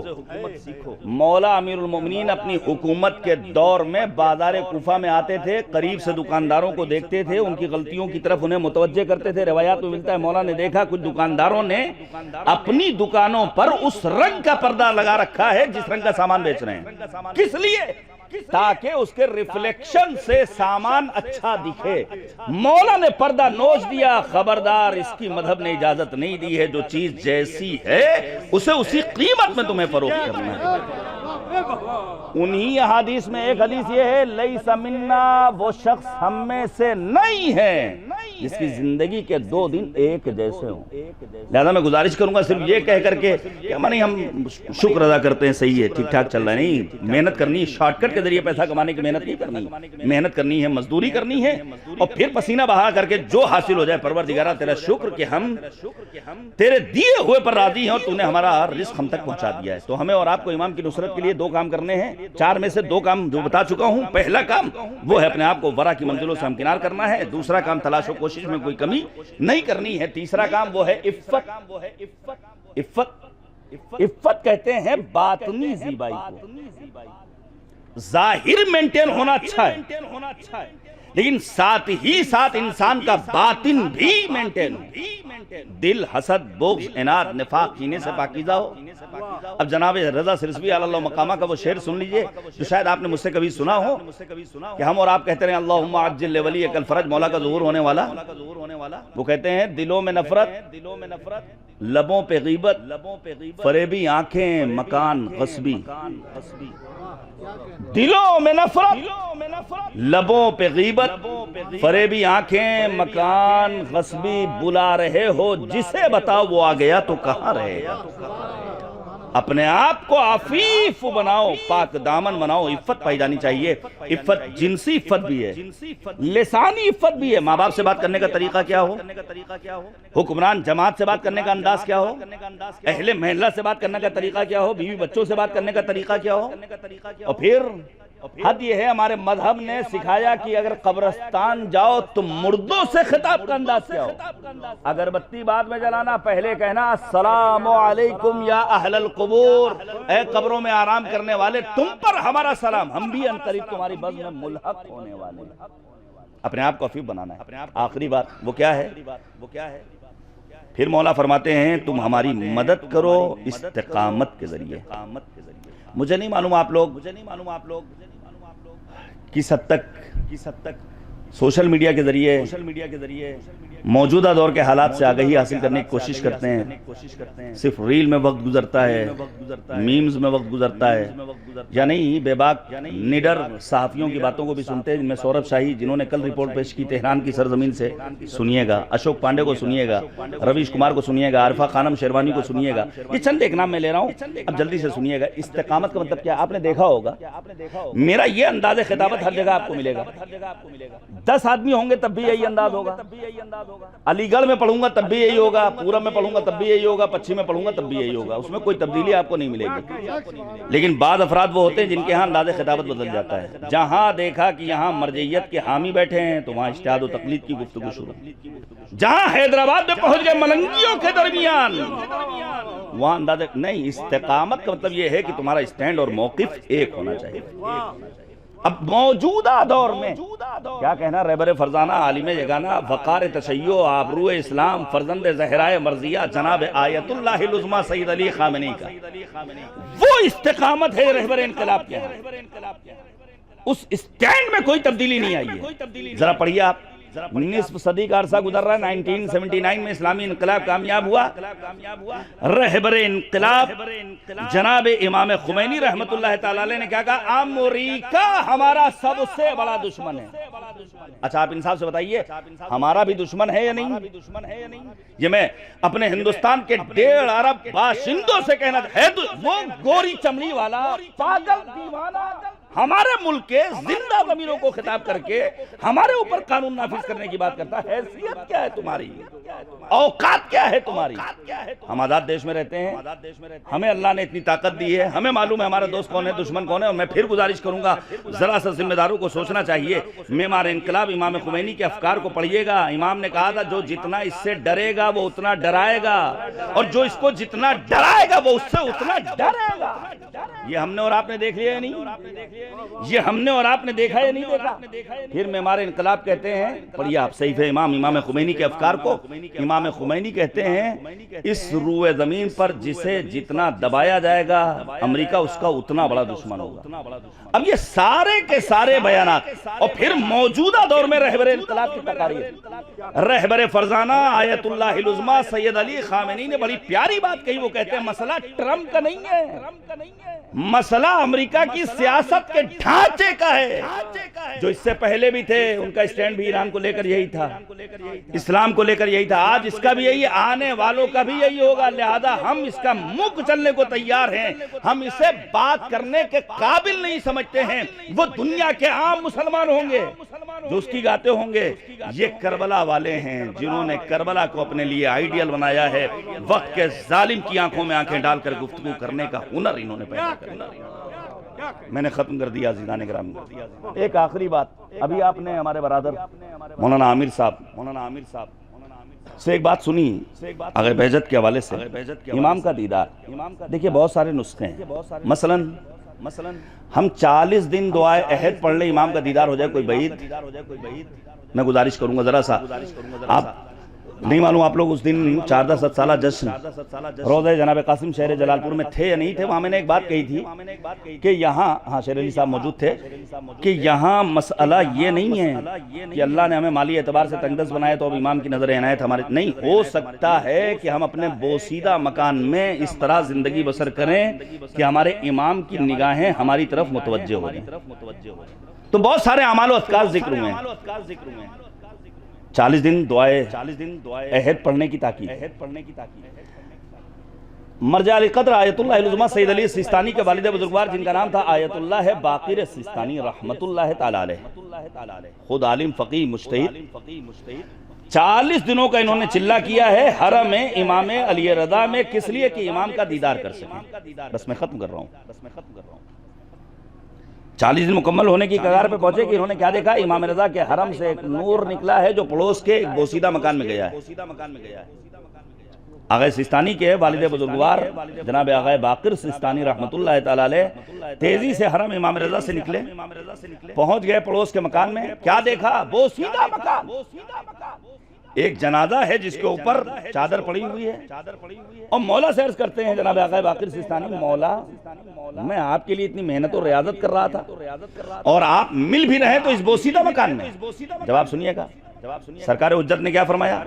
مولا فرماتے ہیں سید باقر بس اتنا سمجھ لو کہ اگر تم یہ چاہتے ہو کہ میں تمہارے دیدار کے لیے حاضر ہوں تو تمہارے کردار کو اس خاتون کے کردار جیسا بنانا ہو۔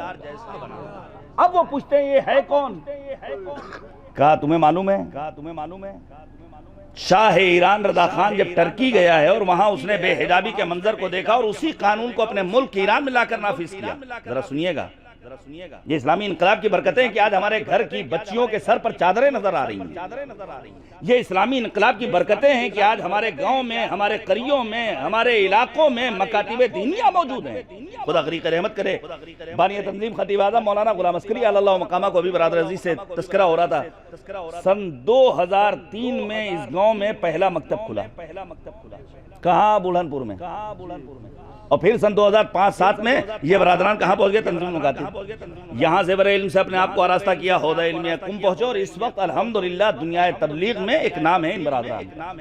اب ذرا سنیے گا، اسلامی انقلاب کی اپنی برکتیں ہیں. شاہ ایران ٹرکی سے واپس آتا ہے، ایران میں قانون لاگو کرتا ہے کہ کسی ایک کو سر پر حجاب رکھنے کی اجازت نہیں، اگر کوئی خاتون حجاب میں نظر آتی ہے تو حجاب نوچ لیا جائے گا.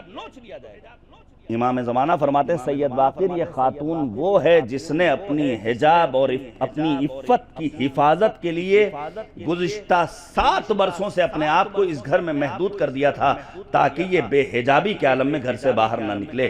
اگر تم یہ چاہتے ہو کہ میں تمہارے دیدار کے لیے حاضر ہوں تو اس جیسا اپنے وجود میں کردار پیدا کرو. آئیے خدا کی بارگاہ میں دعا کی جائے. پروردگارہ امام کی معرفت جیسی عظیم نعمت سے ہمارے وجود کو سرشار فرما. اے کریم پروردگار، مرحوم جناب احمد صاحب جن کے اصالِ ثواب کی مجلس زیادہ ہیں، ان کے درجات کو بلند سے بلند تر فرما، ان کے گناہان کبیرہ و صغیرہ کی مغفرت فرما. اے کریم پروردگار، رہبر انقلاب کا سایہ ہمارے سروں پر دراز فرما، امریکہ، اسرائیل اور آل سعود کو نابود فرما. دعاؤں کی قبولیت کے لیے، اپنی سلامتی کے لیے بآواز بلند مل جل کر صلوات بھیجیے گا پر محمد و آل محمد. اللہم صلی اللہ علیہ وسلم. کھانے وانے کا انتظام تو ہوگا انشاءاللہ نا؟ ہاں تو ایک اور صلوات بھیجیے بر محمد و آل محمد. اللہم صلی علی محمد و آل محمد و عجل. معقول انتظام ہے، ایک اور صلوات بھیجیے بر محمد و آل. اللہم صلی علی محمد و آل محمد. بس میں نے ختم کر دیا. میں مرحوم کے بچوں کی خدمت میں عرض کرنا چاہوں گا، یہ حقیقت ہے کہ باپ کا غم بڑا عظیم ہوتا ہے، اور یہاں جو ہمارے بزرگ حضرات بیٹھے ہیں جن کے باپ کا سایہ ان کے سروں پر نہیں ہے، یہ وہ محسوس کر سکتے ہیں کہ مثلا میرے والد کا انتقال 99 میں ہوا. سوچیے آپ، ایک عرصہ ہو گیا نا. لیکن آج 25-27 برس گزرنے کے بعد بھی جب کبھی ابا کا تصور آتا ہے، کہیں تصویر نظر آتی، بھائی بہنوں کے ساتھ بیٹھتے ہیں تو آنکھیں نمناک ہو جاتی ہیں. یہ بہرحال فطری سا تقاضا ہے. لیکن یہ اچھا لگتا ہے کہ ہم اگر سال میں 6 مہینے میں، ہفتے میں کبھی بھی فرش غم بچھاتے ہیں باپ کے اصالِ ثواب کے لیے، تو اعزاء، اقربا، احباب، اہل محلہ، قرب و جوار کے افراد شریک ہو جاتے ہیں تاکہ پسماندگان کی تسلی اور تسکین کا سبب ہو جائے. لیکن ذرا سا سوچئے، میدان کربلا میں ایک بیٹا ایسا بھی ہے کہ جس کے باپ کا بے سر لاشا ریگزار گھر میں کربلا پر پڑا تھا. وہ سارے مناظر کو چھوڑتے ہوئے 2-3 منٹ میں مسائل بہت زیادہ نہیں پڑھتا ہوں، اور ویسے بھی گنجائش بھی نہیں، وقت زیادہ ہو گیا ہے. سن لیجئے، آنکھوں سے اگر آنسو نکل جائیں تو اللہ کا شکر ادا کر لیا جائے، اور اگر آنسو نہ نکلیں تو خدا کی بارگاہ میں دعا کی جائے، پروردگارہ ہمارے ان گناہوں کو معاف کر دے جو آنسو نکلنے کی راہ میں رکاوٹ ہیں. سنیے گا اچھا، سید الشہداء ابو عبداللہ الحسین کی ساری مظلومیت میں جو مظلومیت سب سے عظیم ہے وہ ہے امام کی تشنگی. ہم کبھی کھانا نہیں مانگتے کسی سے، پانی مانگ لیتے ہیں. امام کی تشنگی سب سے بڑی مظلومیت. اس کا راز کیا ہے اور سبب کیا ہے؟ شاید کربلا میں جو سب سے زیادہ شہداء میں تشنہ لب تھے وہ سید الشہداء ابو عبداللہ الحسین. یہ تو ہم اور آپ 3 دن کہتے ہیں نا، یہ ہم اور آپ 3 دن سنتے ہیں اور بیان کرتے ہیں. نہیں معلوم امام کب سے پیاسے تھے، امام نے کتنے جنازے اٹھائے ہیں، کتنی مرتبہ میدان کربلا میں گئے. شاید یہی وجہ ہے بعد شہادت جب اسب باوفا در خیمہ پر آیا ہے تو 4 برس کی، دیکھیے بچی مجھے بھی اللہ نے دی ہے، بچیاں آپ کے گھروں میں بھی ہیں، لیکن پھر میں کہوں گا کہ پیار بیٹی کا حسین ابن علی سے پوچھو. 4 برس کی کمسن سکینہ در خیمہ پر کھڑے ہو کر کے جب بابا کے رہوار کو آتا ہوا دیکھتی ہے تو بس ایک سوال کرتی ہے، یا جواد ابی حل سقیا بی ام قتلوہ اتشانا. بابا کے باوفا گھوڑے، بس اتنا بتا دے وقت شہادت میرے بابا کو پانی پلایا گیا یا پیاسا مارا گیا. اجرکم اللہ. امام سجاد نے جب اپنے بابا کو باعجاز پہنچ کر کے دفن کیا ہے تو قبر پر جو عبارت لکھی وہ کیا لکھی؟ یہ حسین ابن علی فرزند رسول کی قبر ہے جنہیں کربلا میں پیاسا مارا گیا. ذرا سوچئے کیسے نام نہاد مسلمان تھے وہ جنہوں نے فرزند رسول کو اور شہداء کربلا کو پیاسا، تشنہ لب شہید کیا ہے. حد یہ ہے کہ جناب زینب علیہ مقام جب نانا کے مزار پر جاتی ہیں تو جانے کے بعد کہتی نانا بھرا گھر اجڑ گیا. نانا ماں جایا، حسین پیاسا مارا گیا. اہل مدینہ گریا کرتے ہیں. پھر ذرا سا ہماری ناموسوں کی حفاظت کے لیے خدا کی بارگاہ میں دعا کر دیا ہے. پروردگارہ ناموس کی حفاظت فرما. زمانہ بڑا پورا شوب ہے. زینب علیہ مقام نے جب اہل مدینہ کو گریا کرتے ہوئے دیکھا تو بے ساختہ ایک جملہ کا نانا اگر اغیار کا مجمع نہ ہوتا تو زینب آستینوں کو الٹ کر دکھاتی کہ راہ کوفہ و شام میں کتنے تازیانے مارے گئے. اجرکم اللہ. بس میں ختم کر رہا ہوں. میں برادران کی خدمت میں، مرحوم کے پسماندگان کی خدمت میں، ان کے اعزاء اور اقربا کی خدمت میں تعزیت اور تسلیت پیش کرتے ہوئے عرض کرنا چاہتا ہوں کہ ہم جب تک زندہ رہیں گے اپنے مرحومین کو روتے رہیں گے. لیکن آپ انصاف سے بتائیے کیا آپ نے آج تک کبھی کسی بیٹے کو دیکھا ہے جس نے اپنے باپ کے فراق میں اتنا گریہ کیا ہو کہ آنکھیں زخمی ہو گئی ہوں؟ نہیں ملتا ہے نا. ہاں امام سجاد ہیں، بابا کی شہادت کے بعد 35 برس امام نے اتنا گریہ کیا ہے کہ آنکھیں زخمی ہو گئی تھی، رخسار پر زخم بن گیا تھا. یہ وہی امام سجاد ہیں. جب بس آخری جملے ہیں، بازار سے گزر رہے ہیں، قصاب گوسفند کو ذبح کرنے جا رہا ہے. دیکھنے والے نے امام سجاد کو دیکھا، بے ساختہ کہا ہے قصاب کیا ظلم کر رہا ہے، فرزند رسول گزر رہے ہیں، اس نے اپنے جانور کو رہا کر دیا. امام پہنچے اور جانے کے بعد کہتے ہیں ذرا یہ بتاؤ کہ شریعت پیغمبر میں دفن تو ہے، کیا تمہیں آداب ذبح معلوم ہے؟ جی ہاں مجھے آداب ذبح معلوم ہے. اب امام کہتے ہیں ادب کیا ہے؟ وہ کہتا ہے فرزند رسول پہلا ادب یہ ہے کہ جانور کو اس وقت تک ذبح نہ کیا جائے جب تک اسے پانی نہ پلا لیا جائے. امام نے کربلا کا رخ کیا. کتنا مظلوم تھا میرا بابا جسے کربلا میں پیاسا مارا گیا. دوسرا ادب کیا ہے؟ کہا ایک جانور کو دوسرے جانور کے سامنے ذبح نہیں کرنا ہے. امام نے پھر کربلا کا رخ کیا. کتنا مظلوم تھا میرا بابا کہ بابا کے سر و تن میں جدائی ہو رہی تھی. 70 قدم کے فاصلے سے پھوپھی زینب کھڑے ہو کر دیکھ رہی تھی، آواز دے رہی تھی اے پسر سعد تو کھڑا دیکھ رہا ہے، میرا ماں جایا.